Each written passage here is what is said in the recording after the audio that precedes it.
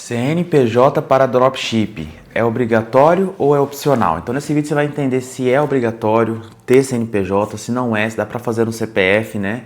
E quanto que você vai gastar para abrir o CNPJ, qual que é o melhor tipo de CNPJ, se você precisa de endereço, qual que é a tributação, né? Quanto que você vai pagar de imposto, literalmente é um vídeo mais completo que você vai encontrar na internet. Eu sou o Aldo, CEO da ACD Contabilidade Digital. Nossa contabilidade ela é especializada em dropship, mais de 193 empresas, beleza? Então eu vou te dar várias dicas aqui que vai ser valiosa aí para você não ser fiscalizado lá na frente, ter que pagar imposto retroativo, beleza? Então vamos lá. O dropship, né? Então como é que funciona o CNPJ para dropship? Se é opcional, se não é opcional. O dropship ele é uma intermediação de negócio. Muitas pessoas que iniciam no dropship já iniciam com, às vezes com o CPF, às vezes com o MEI. E qual que é o problema? Quero que você entenda, beleza? Quero que você entenda para você não falar que depois, fui enganado, eu não sabia. O que acontece? O CNPJ, o MEI, ele não tem a atividade de intermediação de negócio. E qual que é o problema que isso pode te dar, né? O que pode acontecer com você se você não tiver um CNPJ com KNAI de intermediação?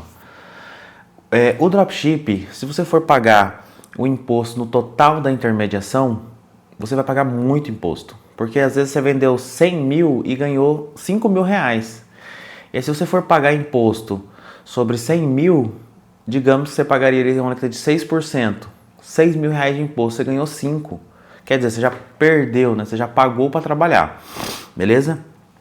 Então, a atividade de intermediação, né, esse KNAI de intermediação, ele vai te ajudar ele vai te ajudar você a pagar o imposto sobre a parte que fica para você, sobre a sua intermediação. Então, exemplo, você faturou 100, mas a intermediação, no final, tirando custo com produto, custo com tráfego, sobrou 5. Então, o imposto tem que ser sobre 5. Então, você tendo um CNPJ que tem o KNAI de intermediação, você consegue fazer essa particularidade, ficar legal e não correr nenhum risco. Beleza? Qual que é a desvantagem do CPF? O CPF, primeira desvantagem, você vai pagar a alíquota ceia de 27,5%, trabalhando no CPF como autônomo, tendo que pagar, além do imposto de renda, pagar o ISS, que é o Imposto sobre Serviço, que é o imposto municipal sobre qualquer tipo de serviço, tá? E fora isso, na sua loja ali, você vai perder confiança. As pessoas, muitas vezes você não vende, você não consegue escalar porque está no CPF. A pessoa vai fazer o Pix, vai ver ali o meio de pagamento, é um CPF. E aí você perde já a credibilidade. E o MEI também é amador, né? Seu nome não passa credibilidade para o cliente. Então hoje assim, o dropship está cada vez mais profissional. E se você, como, né, empresário do mercado, né, tem uma loja e que não passa credibilidade, isso aí vai queimar você. Porventura, se você faz, né? Estou falando se você faz dropship com site próprio. Agora, se você trabalha em marketplace, né? Shopee, Mercado Livre, Amazon, é um modelo de negócio que dá para usar intermediação, dá para seguir todas essas regras que eu estou falando aqui. E aí tem algumas particularidades na parte da Shopee com relação ali a recebimento, a Amazon. Mas é um dropship, é uma intermediação de negócio, porém você usa o marketplace para fazer ali a intermediação para você. Beleza.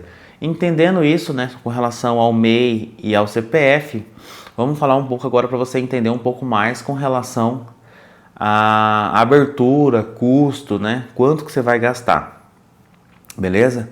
Então vamos lá. Primeira coisa, quando você vai abrir um CNPJ para dropship, você precisa ter um endereço. Tá? Porque é uma prestação de serviço. Uma prestação de serviço, você precisa de um endereço para abrir um CNPJ. O MEI se abre em qualquer lugar. Agora a empresa não, você precisa ter um endereço para conseguir abrir esse CNPJ. Beleza? Então você pode usar um endereço da sua casa, que seja a sua casa tem que ser regular, tem que estar no seu nome, tudo certinho.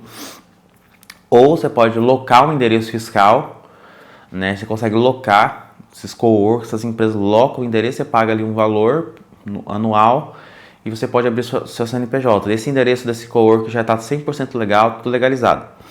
Ou o terceiro ponto que a gente faz aqui para os nossos clientes, né, que vem abrir empresa no nosso escritório, a gente cede o nosso endereço fiscal. A gente não cobra Então você não teria esse custo utilizando o nosso endereço aqui do nosso escritório para você poder abrir o seu CNPJ, beleza? Então você pode utilizar o nosso endereço fiscal sem ter esse custo, beleza? Por quê? Porque a gente cede, né, uma forma de ajudar você que está iniciando. Então, entendendo sobre o interesse, a gente vai falar sobre o tipo de empresa que você pode abrir. Então você pode abrir a empresa empresária individual, limitada e unipessoal. Esses são os 3 tipos mais utilizados. Eu vou explicar um pouquinho para você entender e é muito importante. Empresário individual, a taxa é em torno de R$100 até 230, tá? Isso é nível Brasil. Cada estado tem uma taxa, né, que vai cobrar, que é a junta comercial que cobra. Então é uma média de 100 a 220. O empresário individual, ele vai ser seu nome, tem que ser, na razão social tem que ser as iniciais do seu nome. E juridicamente, se você for sofrer um processo, vai bloquear o seu CPF e CNPJ. Por quê? Porque o empresário individual mistura CPF e CNPJ. Esse é um problema, ele não resguarda o seu patrimônio. Então você vai sofrer um processo e esse processo vai bloquear tanto o CNPJ quanto o CPF. E vai virar uma coisa só. E aí que está o problema, né? Porque sofreu um processo no CNPJ, vai bloquear seu CPF junto. Então não guarda o seu patrimônio, né? Você fica com o seu patrimônio misturado e aí não te dá segurança jurídica. Já a limitada e a unipessoal, não. CNPJ é CNPJ, CPF é CPF, e num processo judicial não pode bloquear os dois.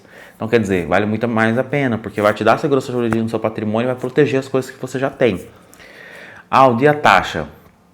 A taxa tem uma variação aí de R$200 até 650.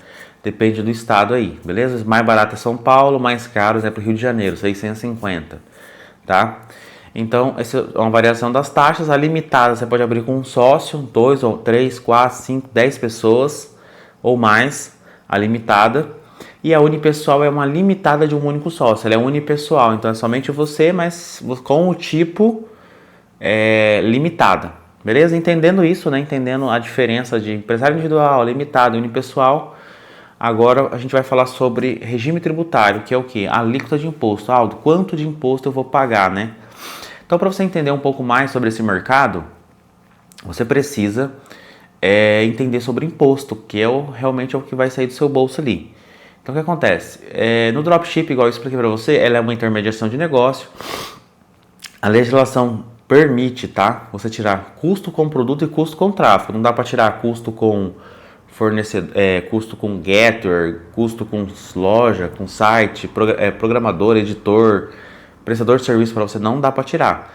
Dá para tirar custo com produto e custo com tráfego. Então, exemplo, faturei 100 mil, 50 mil foi de custo com produto e 40 mil foi de tráfego. Sobrou 10. Então, o imposto vai ser sobre 10. Aí, como é que funciona a alíquota e como é que vai ser esse imposto? Então, exemplo, faturei 10 mil. Desses 10 mil, tem 2 formas de pagar imposto. A primeira é pelo anexo 5 do Simples Nacional, paga uma alíquota só, 15,5.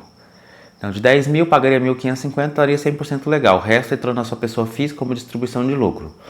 Se você quiser uma redução um pouco mais, a gente pode colocar um prolabore na sua folha, uma contribuição para o INSS que represente 28% do seu faturamento. Então, se você faturou 10 mil, tem que ter um prolabore de 2.800 ou empregado registrado nesse valor. Aí a sua alíquota diminui para 6%. Então, você vai pagar 6% de R$ 10.600 e mais uma contribuição de 2.800, que seria R$300. Totalizando R$900. Se a gente fosse fazer em alíquota, seria 9%. O que acontece? Eu faturei 20 mil, o prolabore tem que aumentar, ele tem que ser 28% do que você faturou, beleza? Então sempre a gente tem que estar cuidando desse prolabore, então a alíquota ali inicia em 9%. Já faturou 1 milhão por mês, 2 milhões, tem um lucro aí de 200 mil, 300 mil, vale a pena o Simples Nacional? Aí não vale a pena não, aí já vale a pena o lucro presumido, a gente precisa estudar um melhor regime, a gente pode fazer um planejamento estratégico, um planejamento tributário, para você pagar menos imposto e ficar seguro, tá? Não correr nenhum risco aí, beleza? Então você entendeu sobre tipo de empresa, endereço, regime tributário. A mensalidade depende do seu faturamento, a gente cobra de acordo com o faturamento, então se está iniciando um faturamento muito baixo, nossa mensalidade é um valor fixo. Tem um faturamento e a gente combina já uma outra mensalidade de acordo com o seu faturamento, de acordo com a sua operação, beleza? Mas a gente entende quem está iniciando, a gente entende quem já tem, né, já tem negócio. E como nós somos especializados, então você vai ter literalmente segurança jurídica, vai entender como é que funciona a sua operação e não vai correr nenhum risco. Qualquer dúvida, Eu vou deixar meu link do WhatsApp aqui, você pode mandar mensagem, a gente marca uma call, a gente tira todo tipo de dúvida para você não correr nenhum risco. E até o próximo vídeo.